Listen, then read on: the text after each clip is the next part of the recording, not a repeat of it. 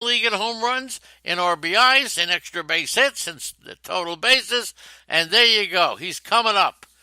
And while he's coming up, Kyle Wright was sent down to AAA, 0-2 with an ERA of over 7. His last start was April 12th. They got to get him some action. All right? There you go. For the Cub pitchers have generated the lowest rate of fly balls so far. Okay? So the Cub pitchers just not generating fly balls, and when you can do that, you know you're successful. Chris Bryant appeared at first base for the first time since July 20th of last year. So I'll tell you what, and then he got to play right away. Lorenzo Cain on first, Christian Yelich to the ground to Bryant. Instead of throwing immediately to second, he faked the throw. He touched first to retire Yelich, then threw to second to trap Cain in a rundown in what you'd call a less than traditional double play. Bryant hits a home run in the seventh inning against the Milwaukee Brewers on May 12th, and that was a big deal because that ball, you could just tell. After I saw that, I realized this guy was back, okay? So, look, he's already started at third base. He started in right field and left field, now first base. And I'll tell you what, a lot of flexibility with Ben Zobrist out of commission. On Sunday, Bryant went 3 for 4. And don't forget, one of the reasons that Chris Bryant has been so successful is that he's changed bats. He's now using that axe handle bat, and it's a big deal. So this is for real. Now, Anthony Rizzo homered last week against the Marlins and not only became the 9th player to reach 200 career home runs, but he pulled within 10 of Ernie Branks for the team's all-time lead for first baseman. So Rizzo now has 4 of his 11 seasons of 30 homers or more by Cubs who have played at least half their games at first base. Remember Derek Lee, Ernie Banks, Jim Hickman, Fred McGriff. They got Frank Chance did it, Mark Grace. They had a lot of good first basemen on this team. All right? Colorado, Charlie Blackmon, okay? He has a 357 lifetime average, okay, on Mother's Day. How about that one? So Charlie Blackmon hits on Mother's Day, okay? And that's pretty good. And of course, Antonio Senzatella, I keep telling you, his new changeup is rocking it, okay? Absolutely rocking it. And of course, Tapia had 3 hits the other day and a pair of RBIs, giving him 6 RBIs and a 391 batting average over the 8-game homestand. Tapia is going to start getting some serious playing time. And Adam from Rochester called me last night, and we talked about this. And Tapia is the guy. 9 for 23 over his last 8 games in the homestand, okay? So there you go, all right? And Hampson is going down to AAA, but Brendan Rodgers got hit in the head Saturday night with a pitch. I think he would have come up. I don't know what the situation is. He probably, I haven't checked to see if he's been classified concussion, so we'll have to see. But that could be the reason that Rodgers is not up. Milwaukee, as far as the Brewers go, pretty amazing fact. How many Gold Glove winners has Milwaukee had? Okay? How many Gold Glove winners have the Brewers had since, Robin Yount won it in 1982? Since then, how many Gold Glove winners have they had? Okay, this is a Milwaukee team that likes to win, not just on hitting, but on relief pitching and some good defense. Okay, so what do you think? Okay, what was the answer to what? Frank Tanana was the answer to the one about old age comes from giving you a discount if you bring a friend. All right, there you go. That's only when you when you pick out your coffin. Right? All right, that's what it is. Orlando Mercado prediction, please. Okay. I'll give you that in a second. Just let me get rid of this Milwaukee team. Pretty amazing. The Brewers, how many Gold Glove winners have they had? Only one. All right? Only one. Carlos Gomez in 2013. And Carlos Gomez is, you will get to Carlos Gomez in a minute, okay? Get to Gomez in just a second. Uh, Freddie Peralta. He's had a lot of trouble in the first inning of all his starts. He headed for a, it was looked like he was going that way again. McCutcheon and Segura singled with nobody out, and then Peralta struck out the great Bryce Harper. All right, Oscar Mercado, not Orlando. All right. Yeah. So yeah, that's a good one. It is Oscar. I'll get to Oscar. Peralta stranded runners. Ryan Braun tested his hamstring, but was not ready to go. He's had a career average of 406 in Philadelphia, highest of any opposing player, with 135. So you know he wanted to play. Several Brewers now are going through cold stretches. Kane 4 for 31, 10 hits in his last 58 at bats. So he's somebody who's not doing well. Okay, now to get to the great question of Cha-Cha. And Cha-Cha says, how many, give me a prediction on Mercado.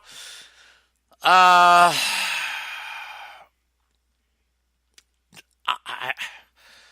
I really have to consider Mercado. I would pick him up, let's put it that way. No question about it. I'm picking up Mercado if I get a chance, okay? But what do I predict for him?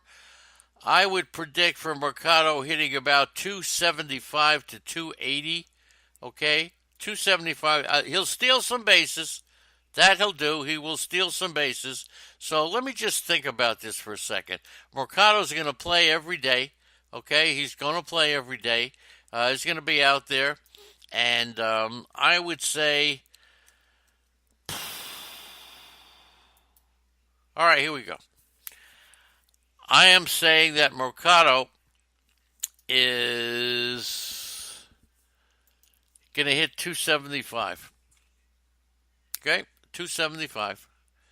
Let me just think about this for a second. I want to get it right. All right, so Mercado. Is he going to hit 275? Or is he going to hit more? He could hit more, okay? But I think Mercado is... take a look at his minor league numbers. He was hitting 294. I think he'll hit 275. I think he'll hit you like 8 to 10 home runs, and he'll steal you 5 to 10 bases. That's what I get about Mercado. Nothing fantastic. Don't forget, he is 24 years old.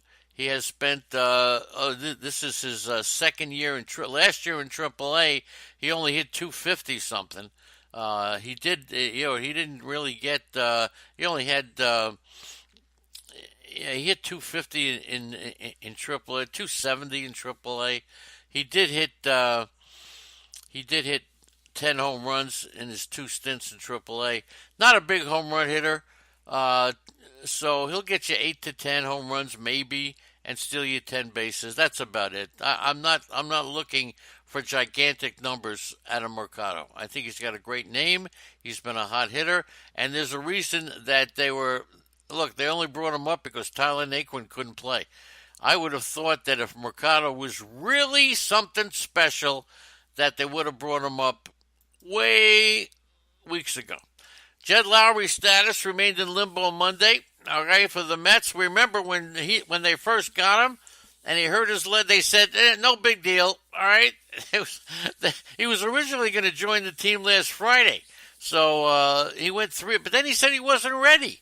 3 for 8 in his last 2 games. He didn't play Sunday, and Syracuse was off on Monday. So anyway, he'll be coming up. The Mets look like they're looking for pitching. In general, Brody Van Wagenen looks like he's going to take a shot at Craig Kimbrell. Okay, he's going to take that shot at Craig Kimbrell. The Mets have to do something, and Wilson Ramos has been a major disappointment. He has thrown out only 14% of the base runners attempting to steal, 4 for 29. And he's been charged with 5 passed balls, tied for the most in the majors. Tomas Nido, a better option defensively, but he doesn't possess the upside potential. So we'll see what happens. They got to start playing Nido regularly just to get some kind of production behind the plate. Keon Broxton hasn't brought anything. Gomez is sizzling in AAA. He's batting .395 since the end of April, but his minor league deal contains a June 1st opt-out. But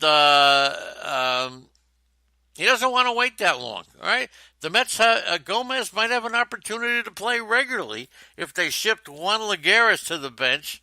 Also, Roger Davis is surgery. He too can opt out by June 1st. So the Mets not doing anything. The guys that are doing something are doing it in the minor leagues, and they have opt outs. So it's unbelievable.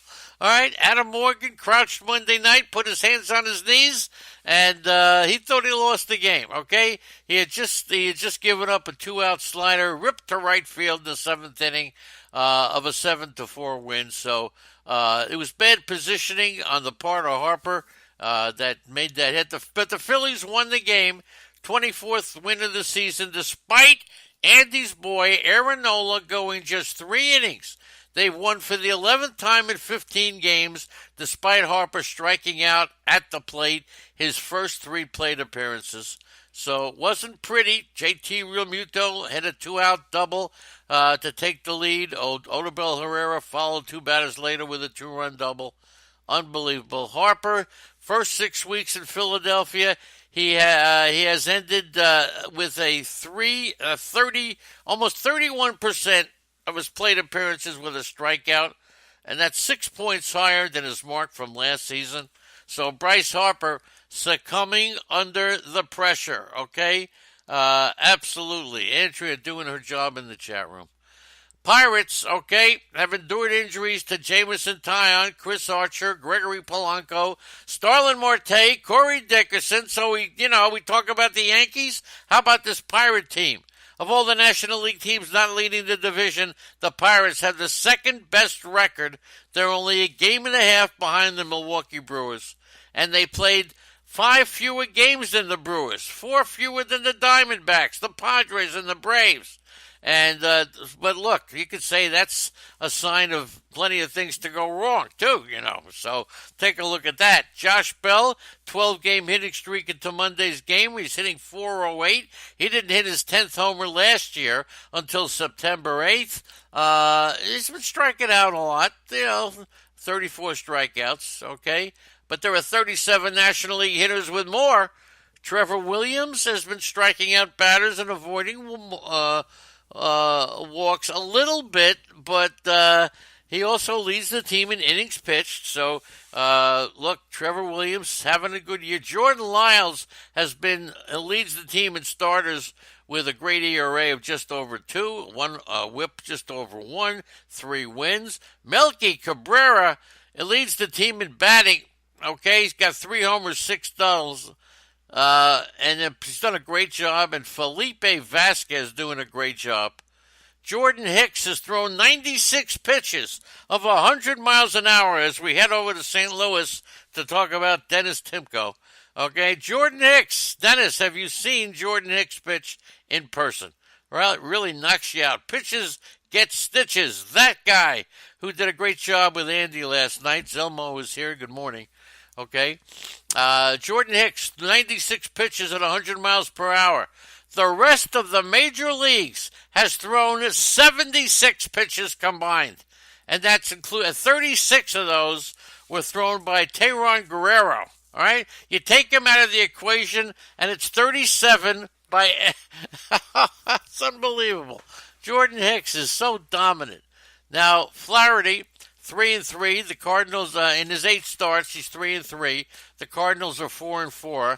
The opposition is hitting .248 against them. Now, that's a big difference from what they did last year. Last year, they hit .198. He has walked only 13 in 41 innings, while striking out 48. But Flaherty is averaging just more than 5 innings per start. And if he doesn't go longer than that, no matter how effective he can be in those 5 innings, it's just not good. It's not good.